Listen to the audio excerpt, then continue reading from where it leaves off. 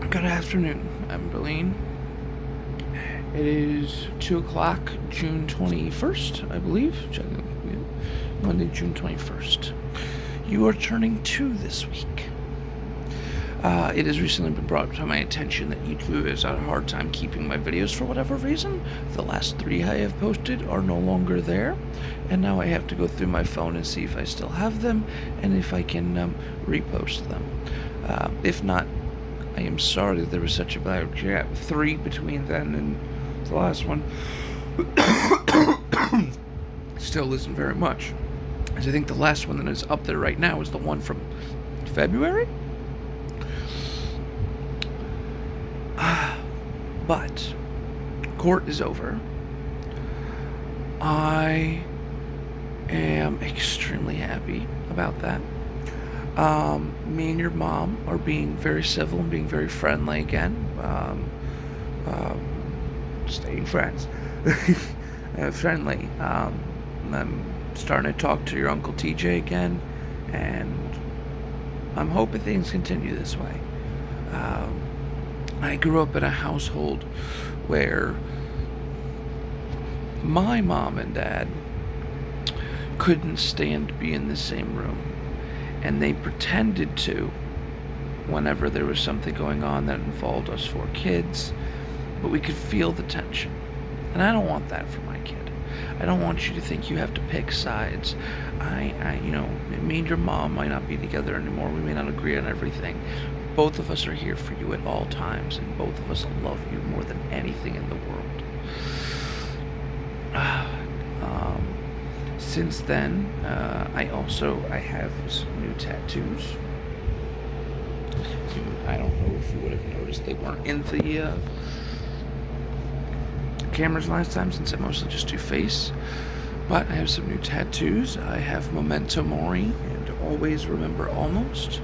Memento Mori is a Latin term. It basically means remember you are mortal. And Always Remember Almost is something I have been saying to myself for a number of years now, after a particular incident. It is a reminder to live life to the fullest and to do your best. There's all those almosts in your life where you almost accomplished something, or there's almost where you almost did something really wrong. It's a reminder to, you're only mortal, but do as best as you can with the life you have. They're the tattoos I've been meaning to get for a long time. I have 2 more that I'm looking to get now. I'm supposed to be getting a bridge one with your aunt, from something from her past, and one on my shoulder that I plan on getting that will be some form of campfire with smoke coming up with word bubbles of love, hope, and joy, and because you are the ember that sparked those things for me in life. I thought I knew what they were beforehand, but I had no idea. I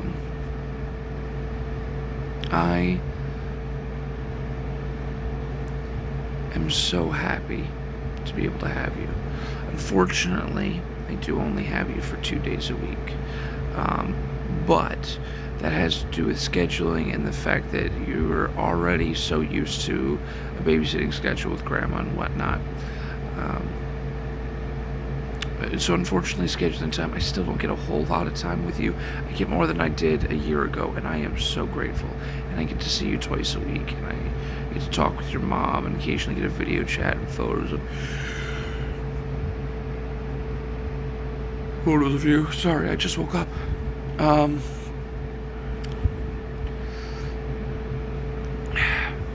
Where was I? I don't know. Brain glitches are something your dad suffers from, especially just after waking up. I overslept today. I was supposed to have a dentist appointment at 10 a.m. and I was supposed to have a chiropractic appointment, I think, today, but they didn't call me to say I missed it, so it might not have been. I had a calendar issue. And then last night, I didn't get home until about 4 o'clock in the morning, and I forgot to set an alarm, and I slept right through it until 1:30 in the afternoon, and whoops. So I had to call them back and reschedule that for another 2 weeks. And I don't know. I hope at whatever stage of life you're in, whether you're, teenager, just finding these, or just learning about these, or just watching through some of them, or an adult, a young adult away at college and not able to talk to me as much, and able to see these as a sense of home, or if you're, a mom or a grandmother of your own and I'm gone, know you're loved, know you're cherished, and know I love you and miss you always. I'm lucky to be able to live in a day and age where I can do things like this, where I can take a video of myself a couple times every once in a while, and I can post it to YouTube, and assuming nothing terrible happens to the internet, which in theory is still technically possible, it'll be around for hundreds, if not thousands of years. Maybe not seen by anybody for so long, and maybe stumbled upon it.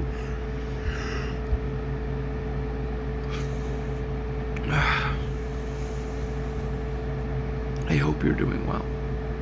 And if you're not doing well, I hope that things get better soon, and I'm sure you'll figure out a way to get through it. Your dad and your mom have grown up through some rather rough times, and we're trying to pave the ways to be easier for you. But that is not to mean you will not have your own struggles. As much as me and your mom want to put cushions between you and the rest of the world, it's not realistic, and we're not trying to paint a picture of the world that isn't real. The world is a dangerous, scary place with a lot of stresses, with a lot of heartaches, but with a lot of beauty, with a lot of kindness, and a lot of caring.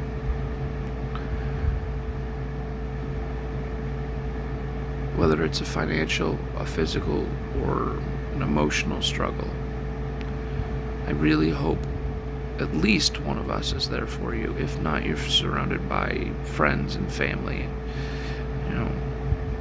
I am certain if anyone is to hurt you, both Dad and Uncle TJ will rip them in half.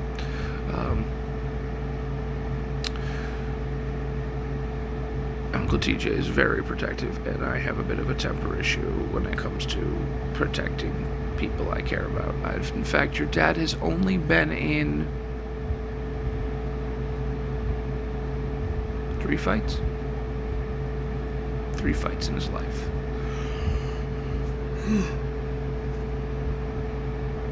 The first one, I'm not exactly proud of. I was in 6th grade, maybe 7th, and I beat up a special ed kid who threatened my brother. It's a long story, but long story short, the guy had a special rock he left in the playground, and my brother stepped on it, and he flipped out on my brother as I was walking him home from school. I hit the kid in the stomach. The teacher saw. They came and got him. They let us go.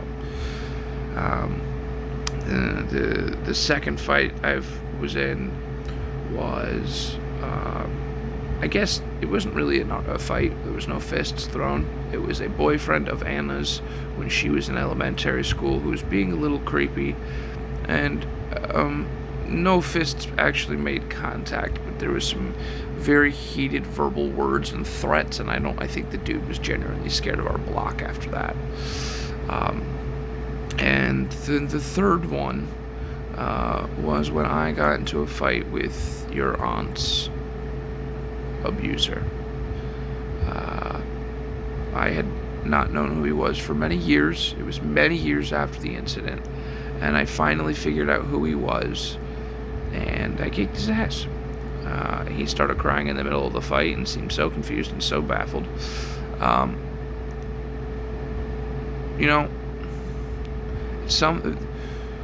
None of those things are things I regret in any way, shape, or form. Could they have been handled better? Probably. Is violence the only answer? Absolutely not. Was the violence, though, a reasonable answer for all three? Yes. Don't let anybody tell you that violence is never the answer. That's bullshit. That's people who live in a pipe dream world. Violence should never be the first answer. Violence should never be the only answer. But there are times when violence is a reasonable reaction and an answer. We don't live in a nitty-gritty, peaceful, happy world where everything is sunshine and daisies. That's not realistic. Lots of people want us to live in some utopia where, nobody's oppressed, nobody's bullied, everybody's happy, everyone's cared for, everyone's emotions are always band-aid for. We don't. Maybe at some point in the future we will hit that world, but we don't. There's too much animosity, too much difference, too much change, too much evil, too much. Sometimes I swear I feel like I live in a fantasy story where, especially with that Trump situation going on, I was damn near certain I was living in a D&D story where the president decided to throw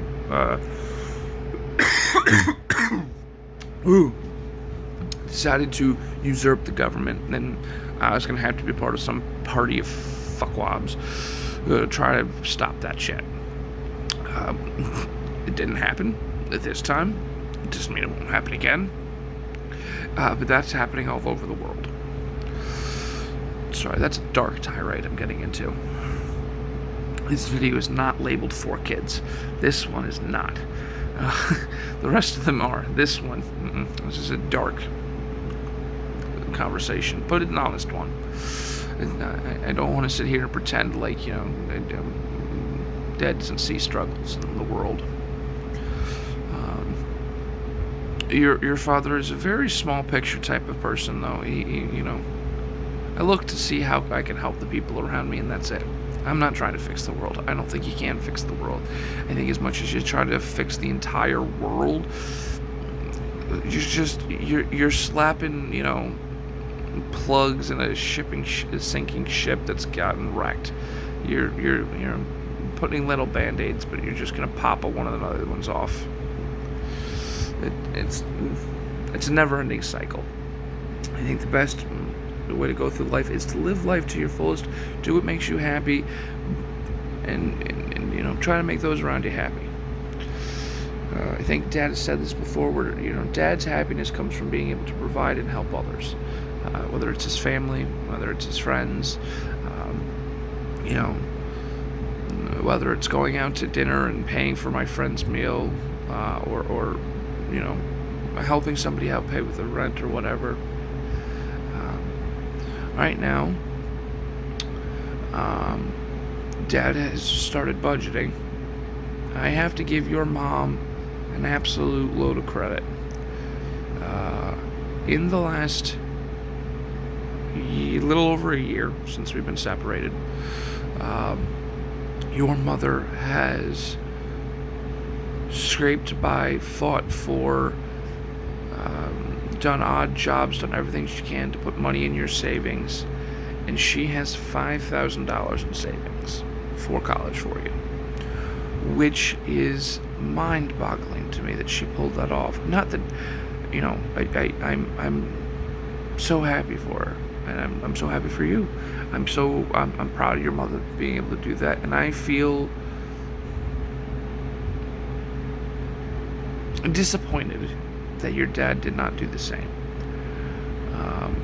So I am planning on this week or next week going with your mother to set up my paychecks to the same savings account so that I can start putting money in the account as well. I know your grandmother has one set up as well. I don't know how much is in that. Your grandmother was doing, I think, $50 a month or a week, or I don't know what. I don't remember. We haven't talked about it. She set it up, which was a year and a half ago now.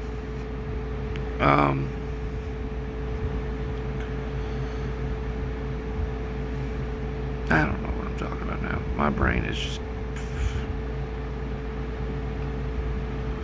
dug in snow, which makes nothing sense to you. But if you were to ask your mother, I'm sure she'd laugh and tell you a happy story. Um, I love you, princess. I hope you're doing well. And if you're not doing well, I hope things get better soon. Um, don't let anybody walk all over you, and don't walk all over anybody else. No one person is better than another. You know, I could be wrong, and my opinion could change. I believe in this world there are victims and there are survivors. Everyone has survived some kind of trauma. There are some people who sit there and go, woe is me with that trauma. And there are people who get up, accept that trauma happens, accept that it's not a pretty world, and move on with their life and try to make it a little bit better for others. And I hope that you go through life as a survivor and not a victim.